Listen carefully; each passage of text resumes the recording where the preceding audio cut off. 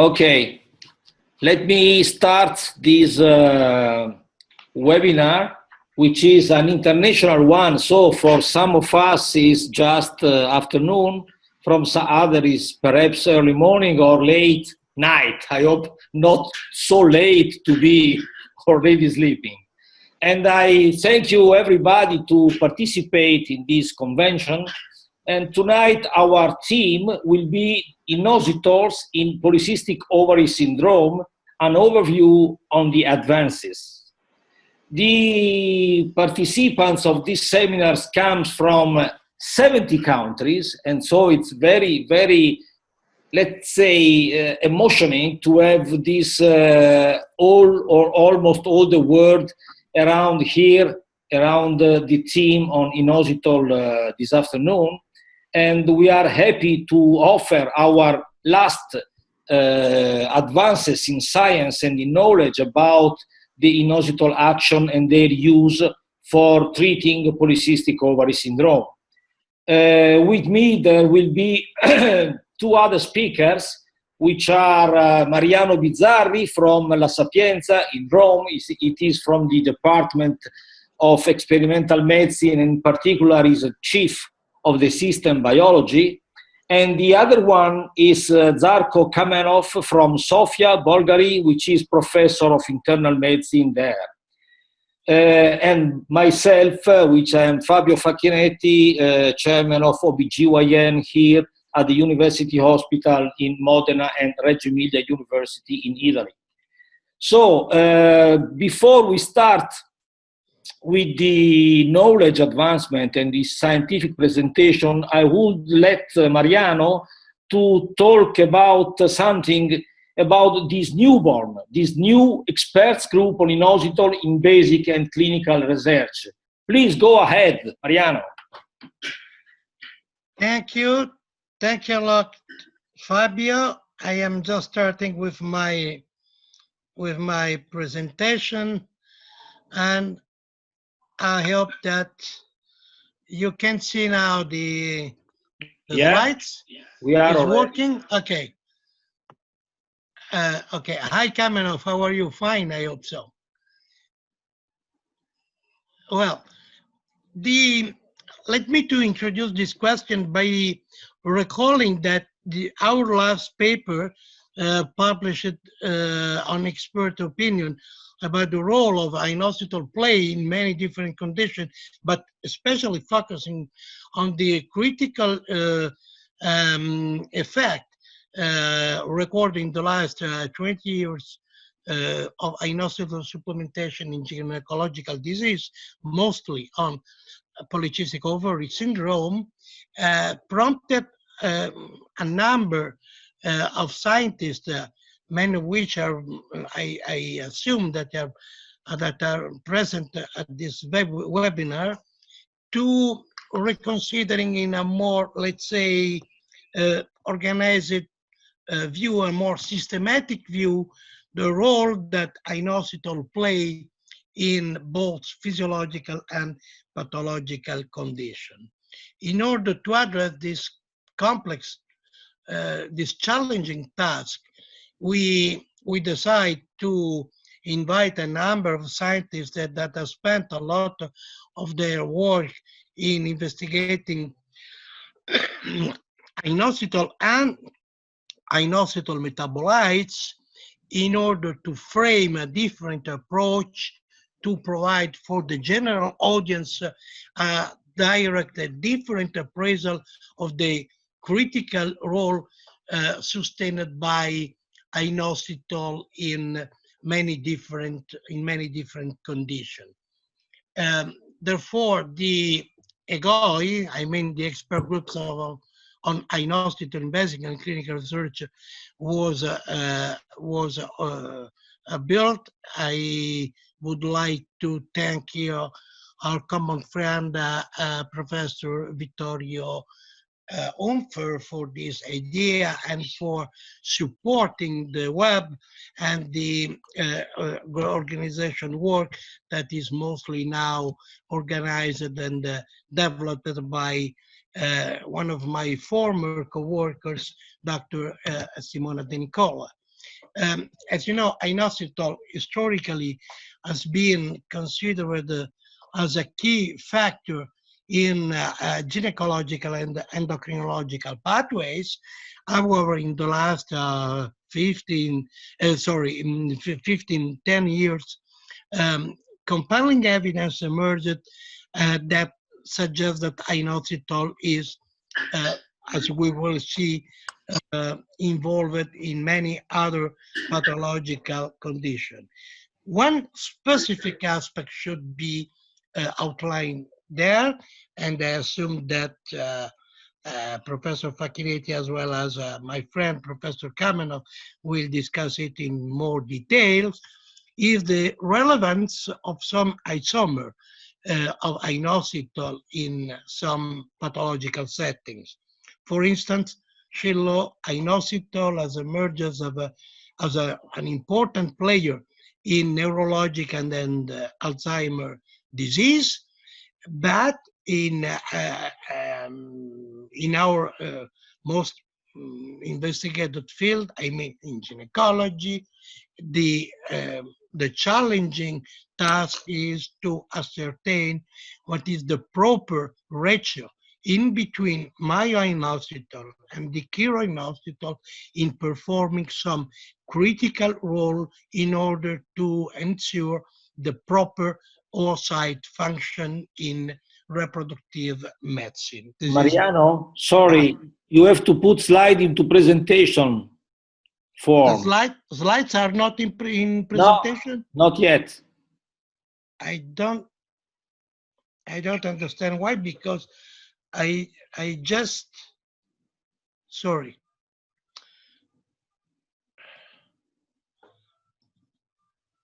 Don't you see the slides now? Yes, Professor, we see the slide, but it's not in presentation mode. So if you can click on the right side of the PowerPoint presentation, the left side, please. Yes, but I am in new child. What is the... What is the... Reduce at least the list of slides on your right, on your left, in order to enlarge the screen. Let me to see how to do that.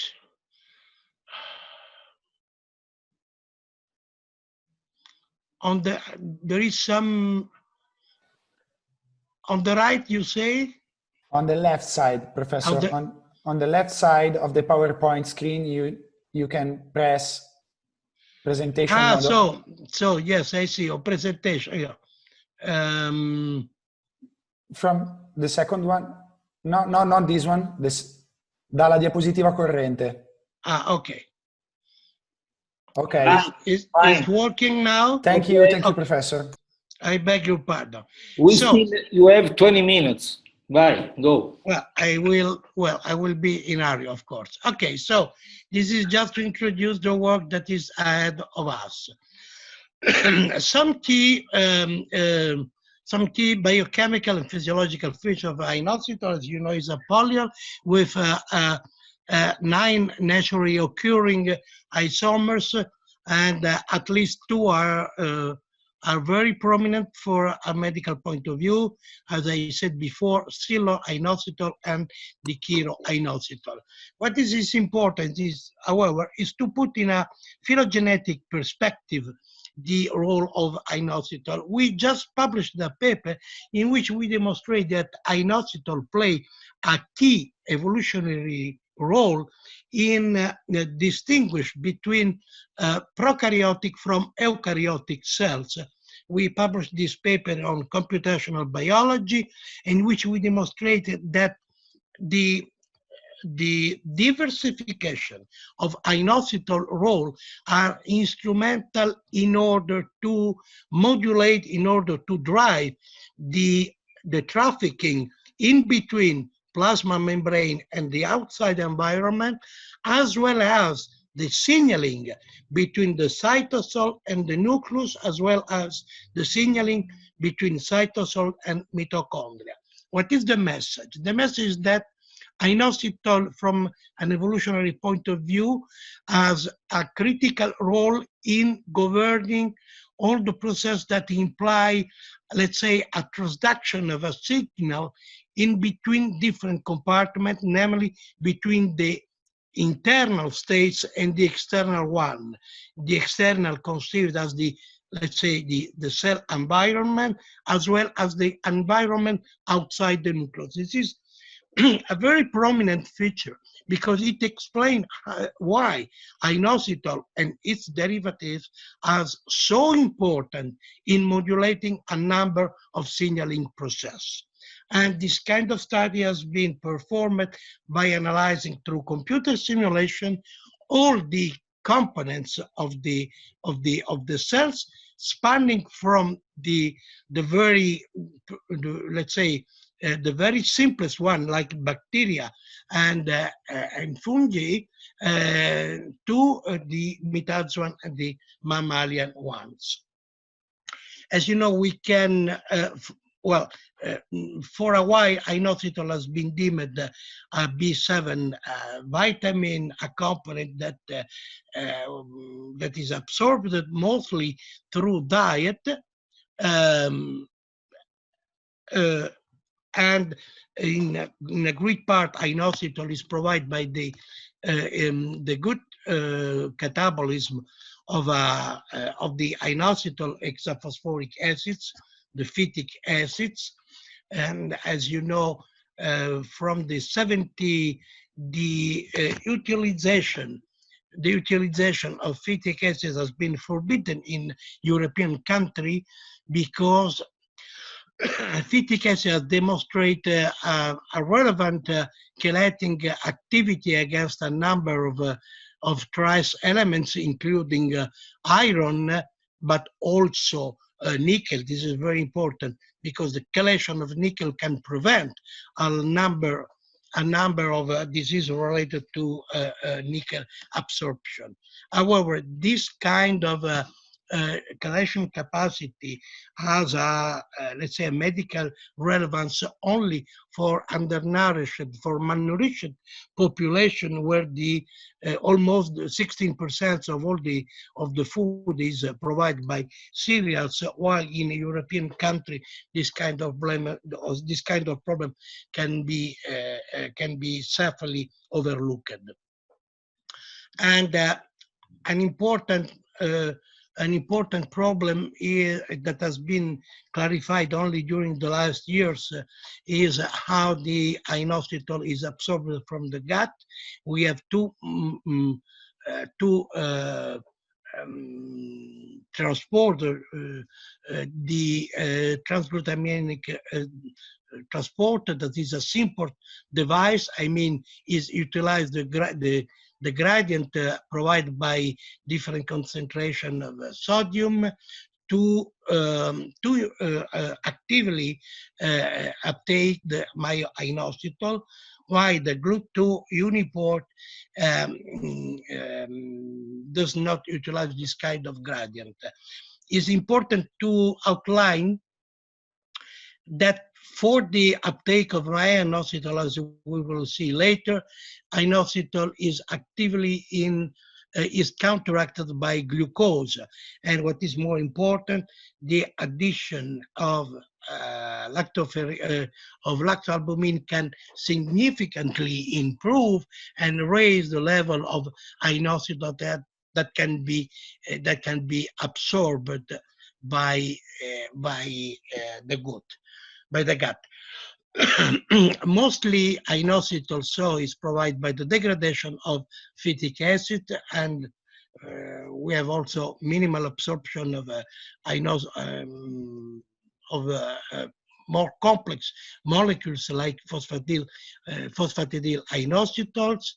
And the inositol is then transferred through the general circulation into the blood, and in some tissue is actively concentrated, like in the central nervous system, where the concentration are generally of 2 or even more order of magnitude higher than that in the blood or in other tissue.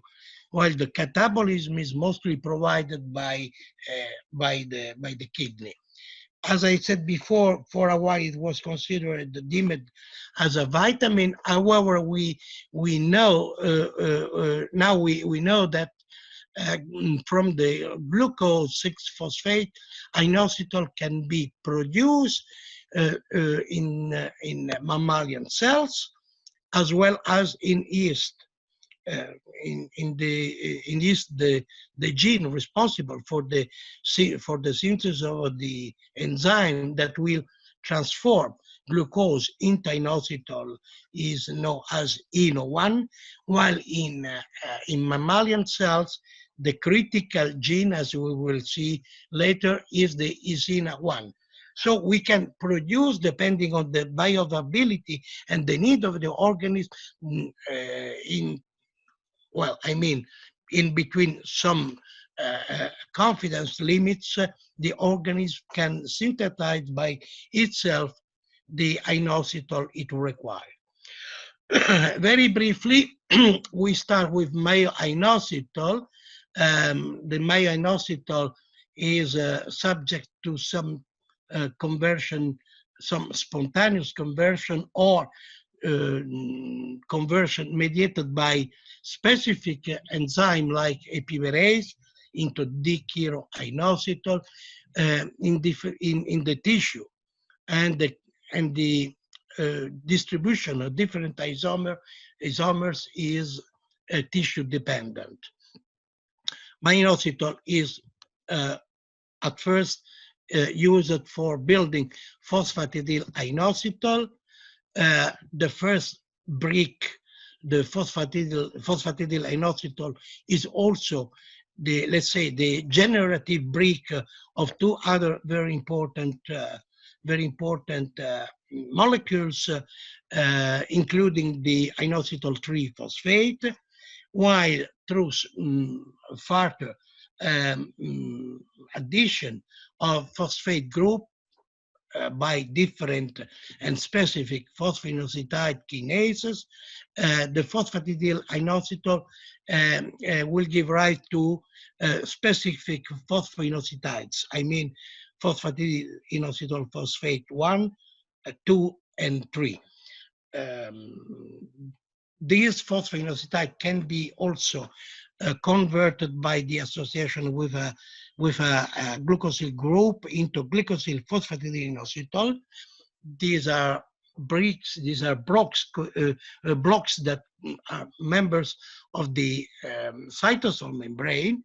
They have a very relevant place in our narrative, as from the glycosyl phosphatidylinositol, the organism is able to synthesize inositol phosphoglycans, including both myo-inositol moiety as well as D-chiro moiety, as we will see. Two important signaling molecules that participates in the transduction of insulin signals.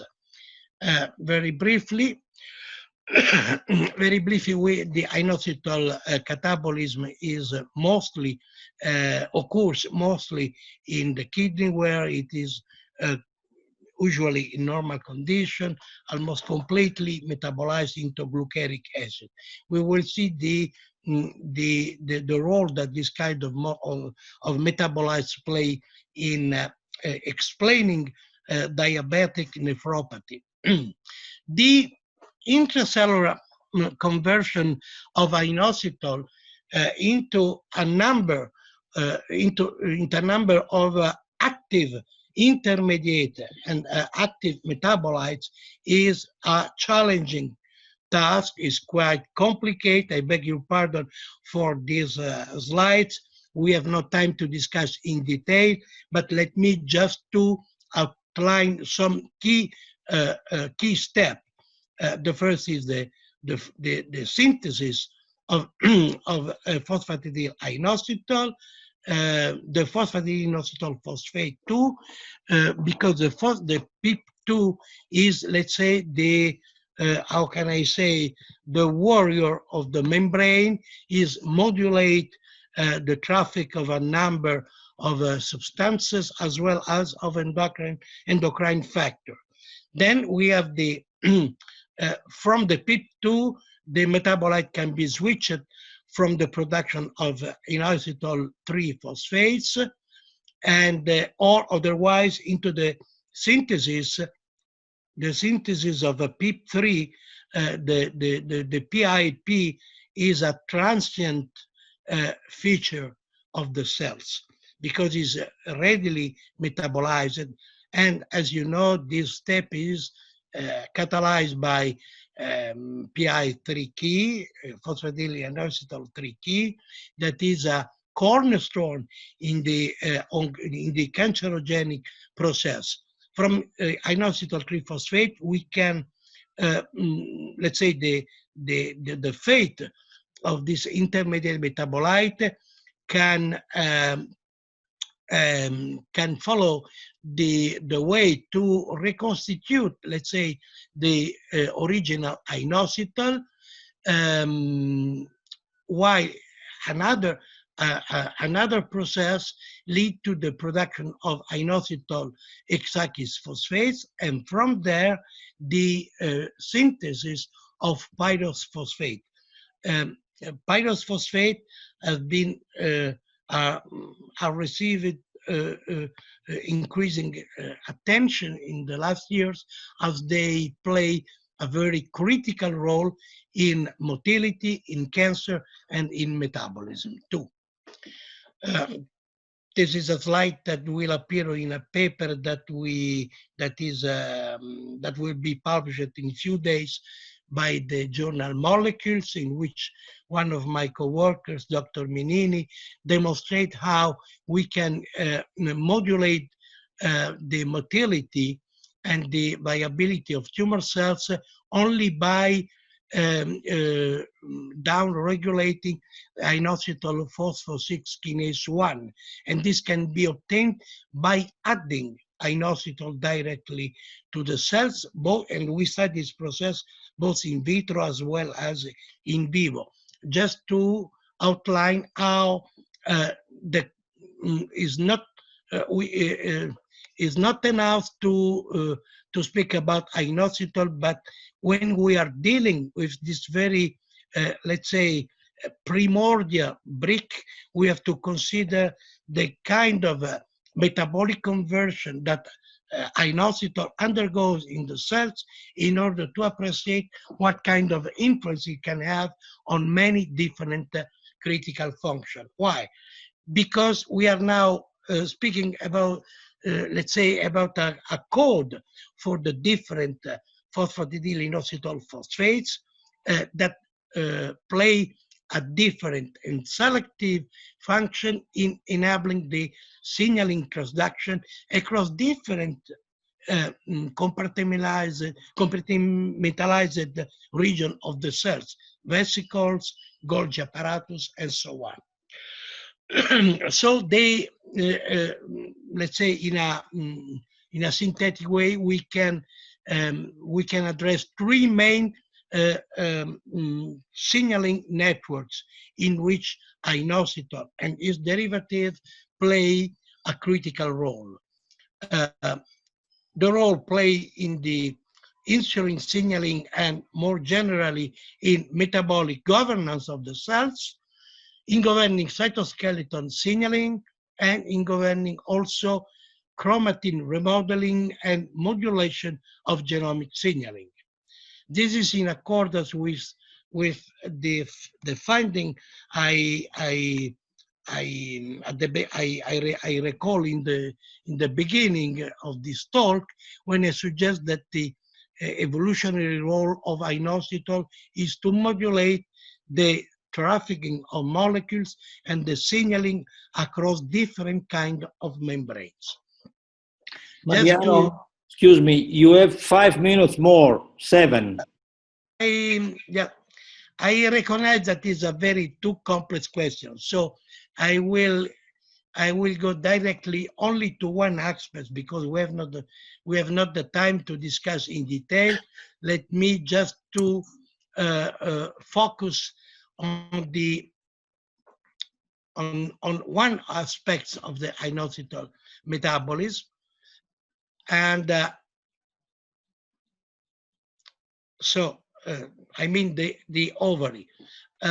As you know, a paper from the group of Nestler evidences years ago that by adding D-chiroinositol in small concentration will produce relevant effects in polycystic ovary syndrome patients that were allowed to recover several reproductive function, but by increasing the concentration of D-chiroinositol, this kind of benefit disappear. So this led to the emergence of a so-called paradox, as was highlighted by a seminal paper authored by Vittorio Hofer. And the paradox is always an opportunity to make some progress in the understanding of the process. We know that chiroinositol is unidirectionally transformed actively by epimerase from myoinositol, and this occurs in a very different manner according to, let's say, a tissue dependence. So we have a different representation of D-chiroinositol in different tissue. And what is more important, D-chiroinositol is account only for a minimal portion of the inositol in the ovary, while in patients with insulin resistance or with polycystic ovary syndrome, the chiroinositol increase steadily. This has been also experimentally verified by a seminal paper authored by Lardner, in which we demonstrate that paradoxically, the epimerase in the ovary that is insensitive, let's say, the epimerase can be induced in all those conditions that imply an increased insulin release. And indeed, in the ovary, where the insulin is always effective, even in condition of diabetes, the insulin induces an increased transformation of myoinositol into D-chiroinositol. So we are facing with the paradox in the sense that myoinositol is defective in this kind of situation, while D-chiro is increased. Why this matters from a clinical point of view? Simply because, as stressed by a paper authored by Lamarca, D-chiroinositol reduce significantly, as you can see, the expression of aromatase. This implies that in ovary of PCOS patients, the aromatase account for even less than 50% of the normal value of activity. So the D-chiroinositol behave like an aromatase inhibitors. I already demonstrated in an experimental study, altogether with my friend Arturo Bevilacqua, that treating an experimental model of PCOS in mice, we were able to demonstrate that only giving myoinositol and the chiroinositol in the proper ratio of 40:1, we were able to restore the normal ovary function, namely by, let's say, correcting the theca granulosa layer ratio, as you can see from this data, in which the, let's say, the normalization of the ratio between the two inositol isomers was able to normalize the histological findings, and also from a clinical point of view to recovering the ovarian and fertility function. We are now exploring how are the biochemical pathway that underlie this kind of results, and we have some preliminary data in which we demonstrate that myoinositol can effectively blocks, I mean, inhibits the androgenic way that occurs mostly in T cells, while favoring the activation of the FSH-dependent pathway by normalization the ratio between androgen estrogen in ovary from polycystic ovary syndrome patients. There are some open questions. I am so going to my conclusion. We are planning new study in order to better grasp the complexity surrounding the diversification of metabolite transformation in cycle cells of inositol. This is the first question that should be addressed in order to put in a more rational basis the study on inositol. Pharmacokinetic and bioavailability of both the Chiro and inositol should be also more in depth investigate in order to establish proper protocol of treatment in a number of clinical situations, and this implies also to study the proper pathology, the combination with other natural compounds. I suppose that Professor Kamenov will speak about the utility to add lactoalbumin to improve the absorption. And finally, we have compelling data about the proper ratio in between inositol and the Chiro, but we have to improve even more with a more extensive randomized clinical trials in order to gain further insight into this very complicated question. I beg your pardon to be even more delayed in time, and I thank you very much. Thank you, Mariano. You reach, in effect, much more than the time you assigned was. However, we have I leave just one question for you because it's interesting for all the audience, and it comes from Ina Nadim, which would know what's about toxicity, signs, and symptoms of inositols. Have you an idea to answer to this question? Yes, very simply, we have very significant data that demonstrate that even by treating patients with higher doses, I mean up to 30 grams by day through intravenous route, we recorded no side effects at all. In very few cases, we have recorded some situation in which diarrhea occurs. But actually, inositol has no RDA, I mean, no dietary recommended allowance, so it should be considered completely safe. Okay, thank you very much. I hope our colleague is satisfied.